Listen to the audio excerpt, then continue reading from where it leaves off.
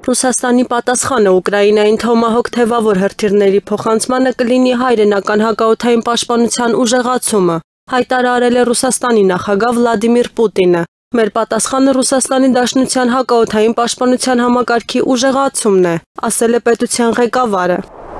Սեբաստիան Լկորնյուն վերանշանակվել է Ֆրանսիայի վարչապետի պաշտոնում, այս մասին հաղորդում է Ելիսեյան պալատը։ Հոկտեմբերի 6-ին Լկորնյուն հրաժարական էր ներկայացրել կառավարության կազմի հրապարակումից ընդամենը ժամեր անց։ Նա վարչապետ էր նշանակվել սեպտեմբերի 9-ին։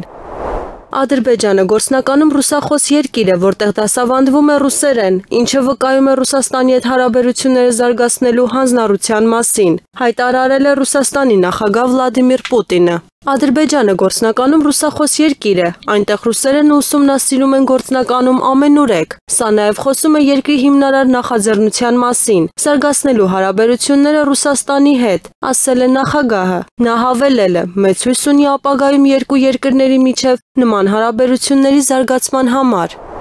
Իսպանիայի կառավարությունը ծայրահեղ հանգստություն է հայտնել ԱՄՆ նախագահ Դոնալդ Թրամփի երկիրը ՆԱՏՕ-ից հեռացնելու առաջարկի վերաբերյալ։ Իսպանիան ՆԱՏՕ-ի լիիրավ անդամ է և հավատարիմ է դրա սկզբունքներին, և այն կատարում է իր պարտավորությունները ճիշտ այնպես, ինչպես Միացյալ Նահանգները, հայտնել է կառավարության աղբյուրը։ Նախորդ օրը Թրամփը Ֆինլանդիայի նախագահ Ալեքսանդր Ստուբի հետ համատեղ մամլոասուլիսի ժամանակ կարծիք էր հայտնել, որ Իսպանիան հավանաբար պետք է հեռացվի դաշինքից, պաշտպանական ծախսերը մեծացնելու դժկամության պատճառով։